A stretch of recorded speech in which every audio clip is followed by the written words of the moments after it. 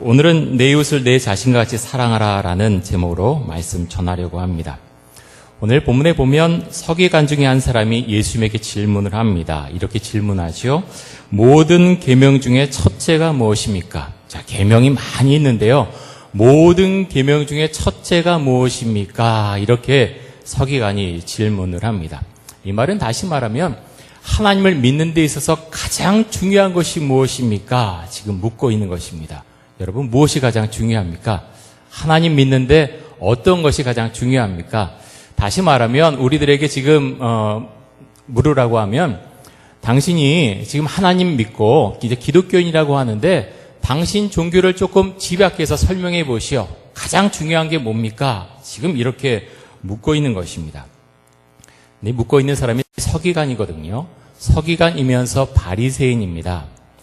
이 사람은 얼마나 성경에 대해서 많이 알고 있는 사람입니까? 정말 많이 알고 있는 사람이었습니다. 그런데 오늘 본문 조금 전에 보면 예수님과 사두개인이 서로 대화하는 장면이 나옵니다.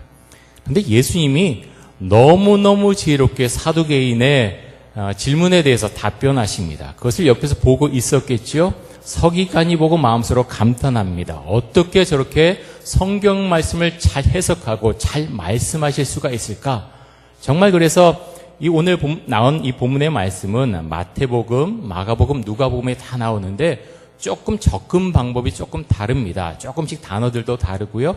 근데 마태복음에 보면 이 서기관이 시험하려고 예수님에게 질문했다라고 그렇게 말씀합니다.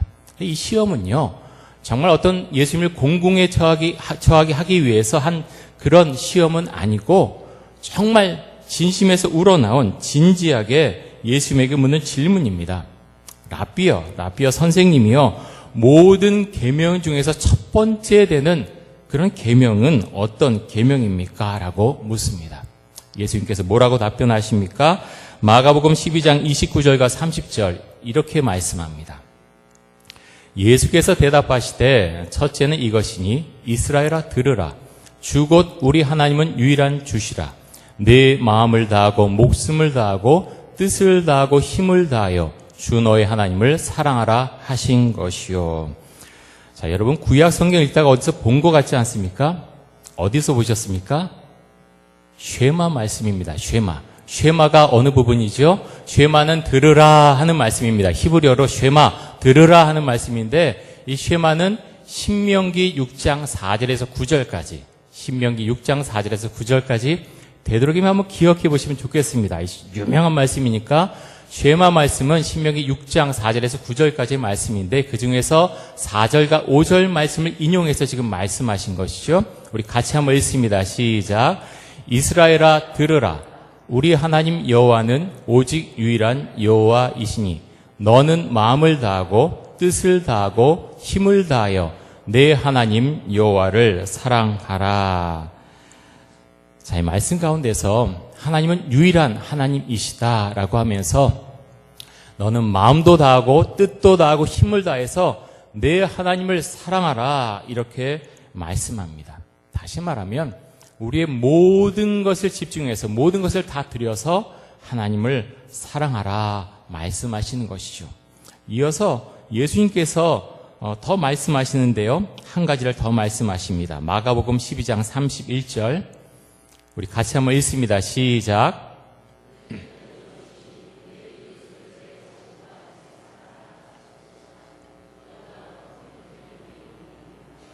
아멘. 자, 서기관이 가장 큰 계명이 첫째 되는 계명이 무엇입니까? 했더니 하나님을 사랑하라. 첫 번째 말씀하셨고요. 자, 두 번째는 이것이니 이웃을 사랑하라. 그런데 어떻게 사랑합니까? 내 이웃을 내 자신같이. 다시 말하면 내 자신을 내가 사랑하는 것처럼 다른 사람도 사랑하라. 참 쉽지 않습니다. 근데 이 말씀을요. 이 말씀도 레위기의 말씀을 인용해서 지금 말씀하고 있는데요. 레위기 19장 18절에 보면 이렇게 말씀합니다. 원수를 갚지 말며 동포를 원망하지 말며 내 이웃 사랑하기를 내 자신과 같이 사랑하라. 나는 여호와이니라. 자, 여러분 제가 이제 오늘 마가복음 말씀을 보면서 계속해서 예수님께서 대답을 하셨는데 대답이 어디서 나온 말씀입니까? 구약 성경 가운데서 신명기, 레위기 말씀 가운데서 이미 이스라엘 가운데 선포되고 하나님께서 가르쳐주신 말씀 가운데서 가장 핵심적인 것을 뽑아서 예수님께서 지금 말씀하고 있다고 하는 것입니다. 새로 만든 것이 아니죠. 이미 다 이스라엘 사람들은 사실 알고 있습니다. 그런데 제대로 파악하지 못하고 있는 것을 예수님께서 정확하게 집어서 말씀해 주고 있습니다. 근데 이 말씀은요, 십계명의 축소판이기도 합니다. 여러분 십계명 잘 알고 계시죠? 찬송가 이제 뒤편에 있는데 십계명이 어떤 계명이 있습니까? 1계명에서 4계명까지는 하나님에 대한 계명이죠. 1계명에 보면 너는 나 외에는 다른 신들을 내게 두지 말라라고 하셨고, 2계명은 너를 위하여 새긴 우상을 만들지 말고 섬기지 말라라고 하셨고, 3계명은 하나님의 이름을 망령되이 부르지 말라, 4계명은 안식일을 기억하여 거룩히 지키라. 자, 근데 이것을 줄여서 말하면 어떻게 말할 수 있습니까? 하나님을 사랑하라. 하나님을 사랑하라. 이렇게 줄여서 핵심적으로 말씀할 수 있다는 것입니다. 자, 5계명에서 10계명까지는 어떻습니까? 5계명, 내 부모를 공경하라. 6계명은 살인하지 말라. 7계명은 간음하지 말라. 8계명은 도둑질하지 말라. 그리고 9계명은 내 이웃에 대해 거짓 증거하지 말라. 그리고 10계명은 내 이웃의 집을 탐내지 말라. 자, 이렇게 6계명에서 10계명까지 쭉 있는데, 자, 이것은 어떤 계명입니까? 줄여서 말하면 이웃을 사랑하라. 이웃을 사랑하라. 자, 예수님께서 지금 서기관이 첫째 되는 계명이 무엇이냐고 물어봤을 때 하나님을 사랑하고 그리고 이웃을 사랑해야 된다라고 말씀하셨는데, 이것은 10계명의 축소판이기도 하고요. 또 구약 성경 가운데서 가장 중요한 말씀, 쉐마 말씀과 레위기의 말씀을 끌어들여서 그래서 예수님께서 이렇게 말씀하신 내용입니다. 자, 오늘은 이 중에서 특별히 두 번째 이웃사랑에 초점을 맞춰서 말씀을 좀 더 드리려고 합니다. 예수님께서 말씀하시기를 내 이웃을 어떻게 사랑하라고 하셨습니까? 내 이웃을 내 자신과 같이 사랑하라. 그렇게 말씀하셨습니다. 그럼 어떻습니까? 내가 나를 사랑하듯이 이 이웃에는요, 우리 가족들도 다 포함되어 있습니다. 우리 가족들 사랑하시죠? 근데 그 가족들뿐만 아니라 다른 모르는 사람들도 정말 내가 내 자신을 사랑하듯이 그렇게 다른 이웃들을 사랑할 수 있어야 된다라고 말씀을 하십니다. 쉽지 않죠? 어떤 분들은 좀 더 쉬운 분이 계시고 어떤 분은 쉽지 않은 분도 계실 텐데, 근데 이것은요, 하나님의 명령입니다. 하나님을 믿는 사람은 이렇게 해야 된다라고 말씀하십니다. 우리가 선택할 수 있는 게 아니라는 거죠. 그래서 하나님을 사랑하는 사람은요, 우리 이웃도 사랑해야 됩니다. 그것이 믿음의 표현이죠. 왜 그렇게 말씀하셨을까요? 하나님께서 왜 이렇게 말씀하셨을까요? 하나님을 사랑하고 이웃을 사랑하되 내 자신을 사랑하는 것처럼 그렇게 사랑해라 라고 왜 말씀하셨을까요? 그렇게 할 때 우리는 함께 살아갈 수 있기 때문입니다. 오늘 사랑에 대해서 찬양했는데 그 안에 사랑이 있는 거예요. 함께 갈 때, 함께 느끼고 함께 아파하고 함께 기뻐할 때 그 안에 공동체가 이루어지고요. 그 안에 아름다움이 있는 것입니다. 좀 더 넓게 보면 그렇게 될 때 대한민국 사회가 아름다워지고 사람이 살아가는 그런 세상, 정말 멋진 세상이 만들어지는 것입니다. 자, 오늘은 특별히 사랑의 장기기증을 서약하는 날입니다. 제가 사랑의 장기기증 운동본부에서 보내주신 자료를 살펴봤는데요. 우리나라에서 장기 이식 대기자, 그러니까 내가 장기가 안 좋아서 이제 이식을 받아야 되는데 그것을 기다리는 사람이 2016년 말 기준으로 해서 24,611명입니다. 24,611명. 많지요? 그런데 이 숫자는요, 5년 전인 2011년보다 무려 8,000명이 증가했다고 합니다. 저는 이렇게 증가된 이유가 저는 잘 모르지만 그동안 인식들이 많이 달라졌어도 많이 신청한 것이 아닌가. 갑자기 이제 병자가 늘었는지는 잘 모르겠습니다. 그런데 우리가 알 수 있는 것은 이렇게 장기를 기증하는 기증자보다 기증받아야 되는 그 대기자, 환자의 수가 현저하게 많다는 것입니다. 그래서 통계를 보면 우리나라에서 이제 장기를 기증받아야 되는데 기증받지 못해서 매년 죽어가는 사람이 1200명이라고 합니다. 장기 기증 기다리다가 그냥 차례가 오지 않아서 죽는 거예요. 장기 기증이 얼마나 보편화되어 있는가를 평가하는 척도가 인구 100만 명당 뇌사 장기 기증자 수라고 합니다. 뇌사 상태 아시죠? 100만 명당 이 뇌사 상태에서 장기를 기증한 사람이 얼마나 되느냐, 이걸 갖고 장기 기증이 그 사회 가운데서 얼마나 보편화되어 있는가, 이것을 재는 척도로 사용을 하는데요. 여러분, 세계에서 장기 이식이 가장 활발한 나라가 어떤 나라라고 생각이 되십니까? 어떤 나라 같으십니까? 생각해 보세요.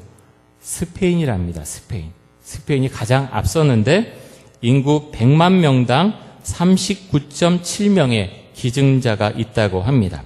그 뒤를 이어서 미국, 오스트리아, 프랑스, 이탈리아, 영국, 독일 순으로 장기 이식을 많이 하고 있는데요. 우리나라는 인구 100만 명당 몇 명일까요? 11명. 11명의 뇌사 장기 기증자가 있다고 합니다. 오늘 우리가 그런 장기 기증 서약을 하게 되는데 이렇게 희망해서 서약한 사람이 우리나라 전체 국민의 몇 %가 될 거라고 생각하십니까? 굉장히 낮습니다. 얼마 안 돼요. 현재로는 2.5%입니다. 2.5%. 자, 100명이면 2명하고 3명 사이 정도 되는 거죠. 100명이 있으면 다른 98명, 97명은 안 한다는 거예요. 근데 그래서 그거밖에 되지 않는데 미국은 얼마나 되느냐? 미국 같은 경우는 이렇게 서약을 한 사람이 희망 등록자가 인구의 53%가 되고요. 그리고 영국은 33%가 된다고 합니다. 근데 우리나라가 그런 인식이 많이 좋아졌어요. 그래서 점점 이렇게 각막이나 장기를 기증하겠다고 서약하는 분들이 점점 늘어가고 있습니다. 여러분, 우리는 신앙을 가진 사람들이지 않습니까? 장기 기증하는 거 두려워, 무서워. 왜 그런 걸 자꾸 하라 그래? 왜 죽음 생각하기 싫은데 왜 자꾸 그런 걸 이야기하라 그러는 거야? 여러분, 우리는 천국의 소망을 갖고 살아가는 사람들입니다. 하나님께서 우리에게 신체를 주시고 여러 가지 기능을 주셔서 살게 하셨는데 우리가 하늘나라 갈 때 그것을 이 땅에서 참 어려워하는 사람들에게 좀 기증해 주고 가는 것, 그것은 정말 아름다운 모습입니다. 그래서 혹시 두려우시면요, 하나님, 저 이렇게 떨려요. 저 좀 떨지 않게 해주세요. 두려워하지 않게 해주세요. 제가 주님께 주신 것, 제가 주님 곁으로 갈 때 이 땅이 어려워하는 사람들에게 제가 도움을 주고 이 땅을 떠나겠습니다. 오늘 그런 기도하시고 많이 참여하시면 감사하겠습니다. 제가 사랑의 장기 기증 운동 본부에서 펴낸 책자를 보니까 이런 내용이 있었습니다. 뇌사 상태에서 장기를 기증한 분의 남편이 쓴 글인데요. 이분은 부인과 함께 4명의 자녀와 함께 아주 행복하고 단란하게 잘 살고 있었습니다. 근데 어느 날 자녀들이 이제 어떤 일이 있어서 어떤 일이 있어서 모였는데 그렇게 즐겁게 보내고 나서 갑자기 이제 머리가 너무 아프다고 그래서 남편이 놀란 거죠. 너무너무 아파서 막 뒹굴어서 차에 태우고 병원으로 갔는데 병원에 가면서 막 구토 증세도 있었다 그래요. 병원에 가니까 뇌출혈 진단을 받았습니다. 그래서 급하게 수술을 했는데 수술 다 끝나고 남편은 내 사랑하는 아내가 이제 점차 회복이 될 거야 라고 생각했는데 그렇지 못했습니다. 수술 마치고 몇 시간 뒤에 의료진들이 잠깐 보자고 하더니 점점 어려워지고 있습니다. 뇌출혈이 심했고 걷잡을 수 없을 정도로 몸의 기능들이 다 떨어져 가고 있습니다. 그래서 마음의 준비를 하십시오 라고 의료진이 말씀을 드렸다고 합니다. 그때 이 남편은 정말 이대로 아내를 세상에서 떠나보내야 되는가 너무너무 당황하고 슬프고 여러 가지 복잡한 생각들이 한꺼번에 다 스치고 지나갔다고 합니다. 그 중에서 갑자기 드는 생각 중에 하나가 장기 기증이었습니다. 그래서 4명의 자녀를 불러다가 이야기를 했습니다. 나는 엄마의 시신 일부라도 살리고 싶다. 엄마를 살리는 길을 선택하자 장기 기증을 해서 누군가를 살리는 일을 하고 싶다. 그 이야기를 했더니 자녀들도 찬성을 해서 그 뜻을 존중해줘서 장기 기증을 하게 되었습니다. 그래서 2009년 2월 17일에 성함이 김정순 씨인데요. 그 김정순 씨가 신장과 간을 기증해서 3명의 생명을 살리고 세상을 떠나갔습니다. 여러분, 우리는 천국의 소망을 가지고 살아가는 사람들입니다. 그래서 우리는 이 땅에서 우리의 삶이 끝나지 않고요. 또 천국에서 우리의 삶을 우리가 살아간다고 믿음으로 고백하는 사람들입니다. 우리는 하나님의 말씀을 믿고 살아갑니다. 하나님께서 말씀하시기를 하나님을 사랑하고 이웃을 사랑하라 라고 말씀하셨습니다. 특별히 내 이웃을 어떻게 해요? 내 몸같이 사랑하라 라고 하셨습니다. 이런 예수님의 말씀에 순종할 수 있는 방법 중에 하나가 각막이나 또 장기를 기증하는 것입니다. 물론 사후에 기증합니다. 우리가 살아있을 때 기증할 수 있는 것도 있죠. 어떤 것입니까? 신장, 콩팥이죠. 2개가 있어서 그 중에 하나를 기증할 수가 있습니다. 여러분, 우리가 이런 일을 행함에 있어서 두려워하지 않았으면 좋겠습니다. 예수님께서 이웃사랑에 대해서 말씀하시면서 누가복음 10장에 보면 유명한 선한 사마리아인의 비유에 대해서 비유를 말씀하십니다. 어떤 율법 교사가 대화 중에 묻습니다. 그러면 랍비여, 내 이웃이 누구입니까? 내 이웃은 누구입니까? 라고 했더니 예수님께서 이런 이야기를 들려주십니다. 어떤 사람이 예루살렘에서 여리고로 내려가다가 강도를 만났습니다. 근데 그 강도들이 그 사람을 심하게 때리고 옷도 다 벗긴 채로 그렇게 죽을 정도까지 해서 놔두고서 그냥 그 자리를 떠났습니다. 그 후에 한 제사장이 지나가게 되었습니다. 근데 제사장은 주변을 살펴보다가 아무도 보는 사람이 없지 하면서 그냥 그 사람을 두고 그 자리를 떠나갔습니다. 그 다음에 조금 후에 레위인이 왔습니다. 이 사람도 마찬가지로 제사장처럼 이 사람을 그냥 두고서 그냥 슬쩍 지나가 버렸습니다.